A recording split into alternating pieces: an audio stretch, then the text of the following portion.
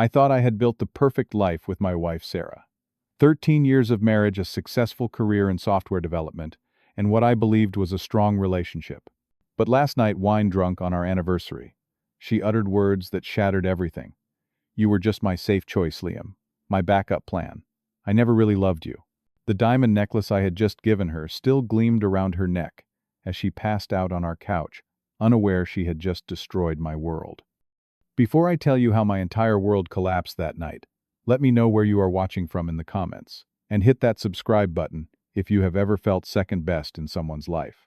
I met Sarah 15 years ago during my junior year of college. I was a dedicated computer science student pulling all-nighters coding in the campus library while barely maintaining my scholarship. She was an ambitious marketing major with a magnetic personality and stunning smile that lit up every room she entered. From the moment I first saw her in our shared economics class, I was captivated. Our relationship started slowly. I gathered courage for weeks before asking her out for coffee. To my surprise, she said yes. That first date stretched into hours of conversation, and I fell hard. Looking back now, I realize that while I was diving headfirst into love, Sarah was merely dipping her toes. During those early months, Sarah would occasionally mention Brad, her ex-boyfriend. He was everything I was not confident.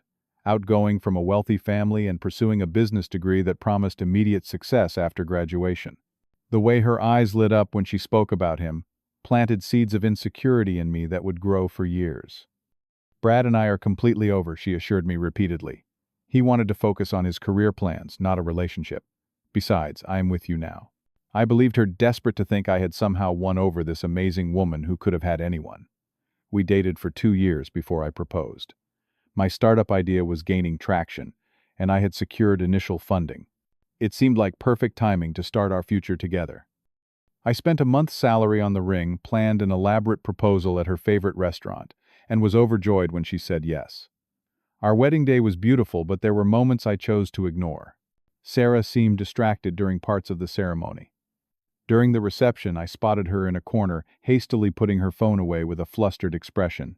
When I asked if everything was okay, she kissed me and said, "Everything is perfect. You are perfect." I let myself believe it.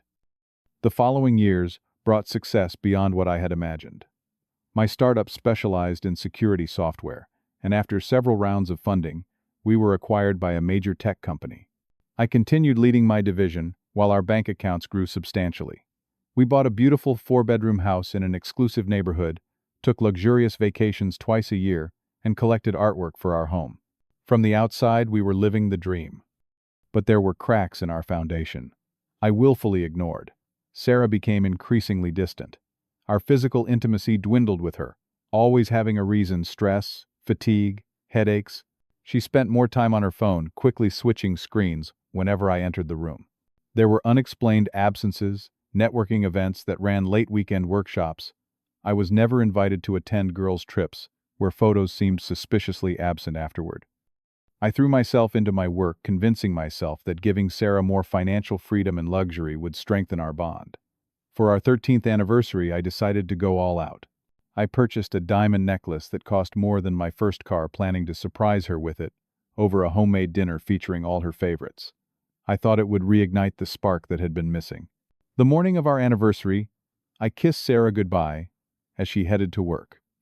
"See you tonight," I said. "I have something special planned." She smiled and promised to be home by 7. I took the day off preparing her favorite meal: seared scallops, filet mignon, and chocolate soufflé. I selected a bottle of Cabernet from the year we met, set the dining room with our finest china, and scattered rose petals leading from the front door. When 7:30 came with no sign of Sarah, I texted her, running late. "Had drinks with Jessica from work. Be home soon," she replied. By 8:15, I had placed the food in the warming drawer and was nursing a glass of bourbon when I heard her key in the lock. "Sorry I am so late," Sarah slurred slightly as she entered, wobbling on her heels. The team wanted to celebrate the Robinson account. I noticed immediately that she had already consumed several drinks. Her eyes were glassy, and she had that loose smile she got when properly intoxicated. "It is our anniversary," I said, quietly taking her coat. "I made dinner." "You are so thoughtful," she replied, kissing my cheek but missing slightly. "Always so dependable." I led her to the dining room, lighting the candles that had burned halfway down. I reheated our meals and poured her a glass of water, which she ignored in favor of the wine I had decanted. The conversation was strained as she talked animatedly about office gossip while barely touching her food. I tried steering us toward memories of our relationship, but she seemed uninterested. "I have something for you," I finally said, producing the jewelry box from my pocket. Her eyes widened as I opened it, revealing the diamond pendant on a platinum chain. "It is beautiful," she said, immediately turning to let me clasp it around her neck. She admired it briefly in the reflection of her phone screen before draining her wine glass and pouring another. 3 glasses later, her demeanor changed. The pleasant, if distant facade crumbled, revealing something harder underneath. "You know something, Liam," she said, twirling her wine glass. "You were always so reliable, so safe." The way she said safe made it sound like an insult. "I think that is good in a marriage." I replied cautiously, feeling something dangerous approaching. She laughed, a sound devoid of warmth. "Safe is what you settle for when you cannot have what you really want." My stomach tightened. "What do you mean Brad called me, right before our wedding?" She was staring past me now, lost in memory. "He had just landed that investment banking job in New York. He asked me to come with him." She took another long drink. "I wanted to go so badly." "Why did you not?" My voice sounded strange to my ears, like it was coming from somewhere else. "He would not commit. Said we could live together, see how things went." She focused her eyes on me with sudden clarity. "You had already proposed. You had that startup gaining traction. You were the safe choice." I sat frozen, as she continued, words pouring out like she had held them back for years. "I always thought I would eventually feel about you the way I felt about him. That fiery, consuming kind of love." She laughed again. 13 years later, and I am still waiting." "Sarah, you are drunk," I managed to say. "You do not mean this." "Oh, but I do," she insisted, her voice taking on a cruel edge. "Brad and I have been talking again. For years, actually. Facebook, Instagram, emails you never knew about. I saw him when I went to that marketing conference 6 months ago. He is divorced now." The room seemed to tilt as past moments suddenly aligned with devastating clarity. The business trips with limited contact, the protectiveness of her phone, the emotional distance. "He lives with passion, Liam. You live with caution. Do you know how suffocating that is?" She fingered the diamond necklace I had just given her. "All these things, this house, the vacations, the gifts, they were nice consolation prizes. Consolation for what I asked, though I already knew the answer. For the fact that I never really loved you," she said, her voice softening with what sounded like pity, "not the way I loved him. You were my backup plan when my real dream fell through." She stood up unsteadily, nearly knocking over her wine glass. "I am going to lie down. The room is spinning." Without another word or a backward glance, she stumbled to our living room couch and collapsed, still wearing the necklace, still wearing her shoes, leaving me alone with a truth that was consuming me from the inside out. I sat motionless at our anniversary table, candles burning low, as everything I thought I knew about my life transformed into a cruel illusion. The house fell silent, except for the occasional sound of Sarah's deep breathing from the couch. The dining room clock ticked loudly, marking each second of my new reality. I remained at the table for hours, staring at nothing, replaying our entire relationship with this new terrible understanding. Around 2 in the morning, I moved mechanically to clean up dinner, throwing away food that had cost hundreds of dollars and no longer mattered. When I returned to the living room, Sarah was still passed out, her mouth slightly open, the diamond necklace glittering in the dim light. Her phone had fallen to the floor beside her. I had never checked her phone before. We had always respected each other's privacy, or so I had told myself. Now I realized that respect had just been willful ignorance. I picked up her phone and was surprised to find it unlocked. My hands trembled as I opened her messages. There he was, Brad. A conversation thread that went back years. I scrolled through random spots, each message like a knife. "Miss you always. That weekend was incredible. He has no idea. Sometimes I feel bad for him. When can I see you again?" There were photos they had exchanged, hotel confirmations, inside jokes about me, plans they had discussed. I set her phone down, feeling physically ill. Moving to my home office, I opened my laptop and pulled up our shared cloud storage. There, in folders I rarely accessed, I found more evidence, photos of them together during times she was supposedly at conferences, draft emails, discussing their relationship. Even a folder of properties they had looked at together in cities, far from our home. Memories flooded back with painful clarity. Sarah's disinterest in having children with me, despite previously wanting a family, her subtle criticisms of my cautious business decisions, her increasing complaints about our social circle. She had been emotionally manipulating me for years, making me feel that I was never quite good enough, always falling short somehow. I realized then how much I had sacrificed to make her happy, compromising on my own dreams and desires, always prioritizing her preferences. I had been trying to fill a hole that could never be filled because she had never truly wanted me in the first place. Anger began replacing shock. I had built my life around a relationship that had been a lie from its foundation. I considered waking her, confronting her with the evidence, making her face what she had done. I imagined divorce scenarios, pictured the painful conversations with friends and family. I thought about marriage counseling, second chances, whether anything could be salvaged from 13 years of deception. At 3 a.m, I called my friend Thomas, a divorce attorney who owed me numerous favors. He answered groggily, but snapped to attention when he heard my voice. "I need emergency advice," I said quietly, stepping onto the back deck, so Sarah would not hear if she woke.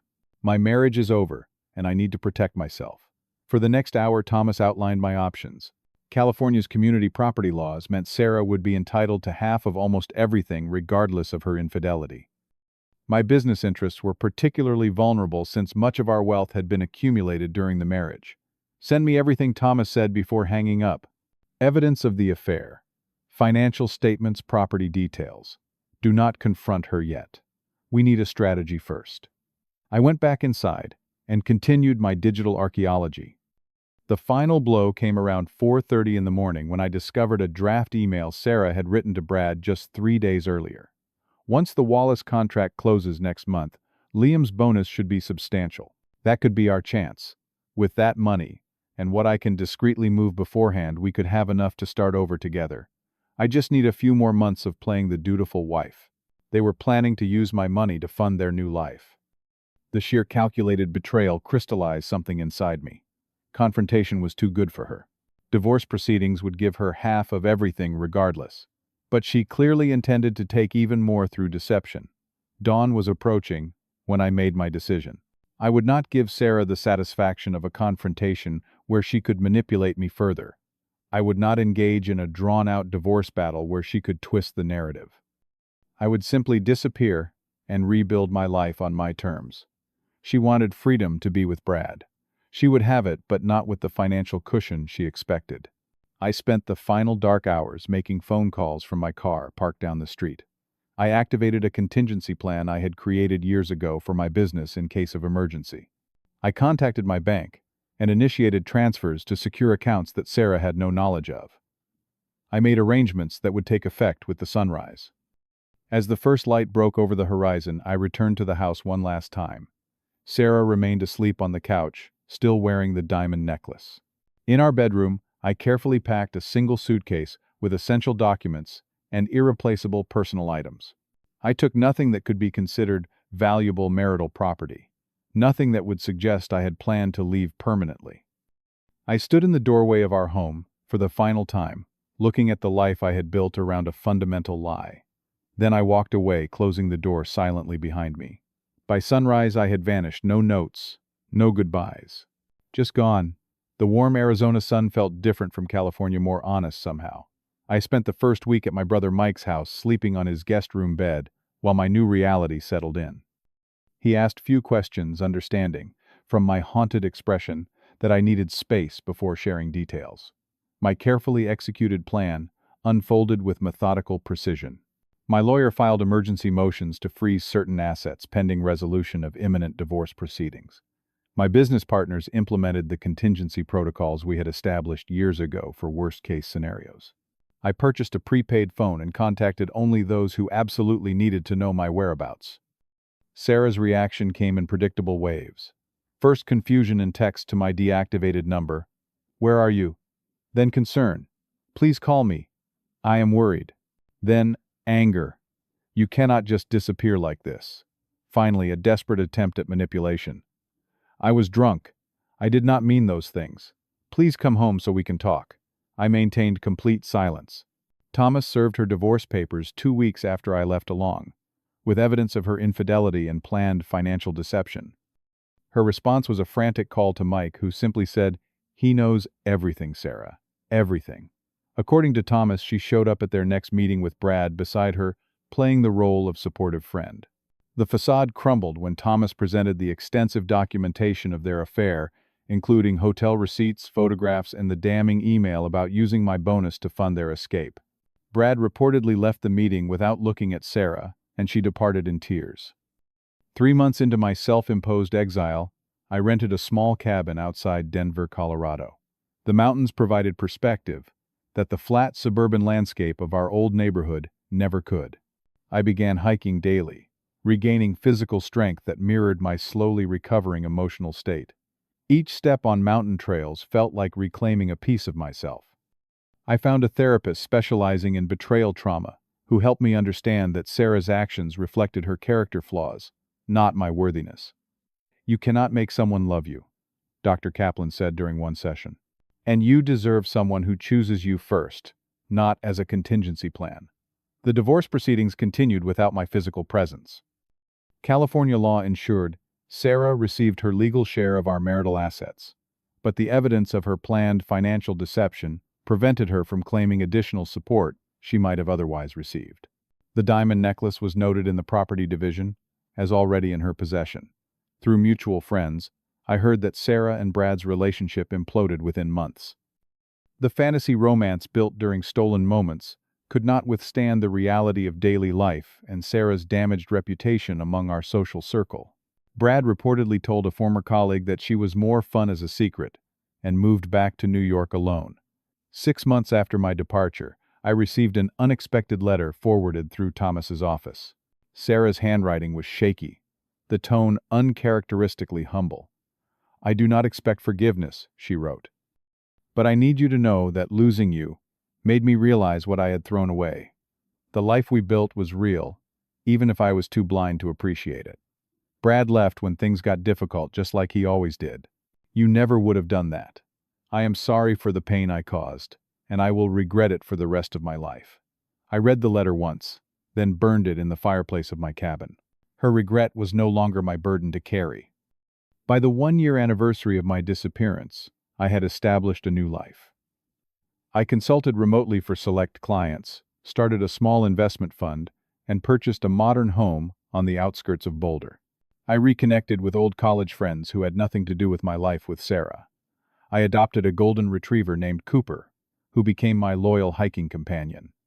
Most importantly, I met Julia, an art teacher, at a local community center where I had started taking pottery classes as therapy. Unlike Sarah, Julia had a genuine warmth that required no performance. She listened more than she spoke, laughed without restraint, and approached relationships with refreshing honesty. When I finally shared my story with her, she held my hand and said simply, "Thank you for trusting me with that." We took things slowly, both carrying our past experiences into this new connection. But for the first time, I recognized what it felt like to be someone's first choice, not their safety net. The difference was profound. Looking back now, I can see that Sarah's drunken confession was actually the most honest gift she ever gave me. It freed me from a life built on illusion and allowed me to create something authentic. True love is not about being someone's safe choice or backup plan. It is about being valued for exactly who you are, flaws and all. The pain of betrayal never completely disappears, but it transforms into something useful like a scar that reminds you of your capacity for survival. I no longer waste energy hating Sarah. Instead, I am grateful for the painful truth that ultimately set me free. Have you ever had to walk away from someone who did not truly value you? Share your story in the comments below. If this journey resonated with you, please hit the subscribe button and like this video so others facing similar challenges can find it. And consider sharing with someone who might need to hear that sometimes the most painful endings lead to the most beautiful new beginnings. Thank you for listening to my story, and remember, you deserve to be someone's first choice, never their backup plan.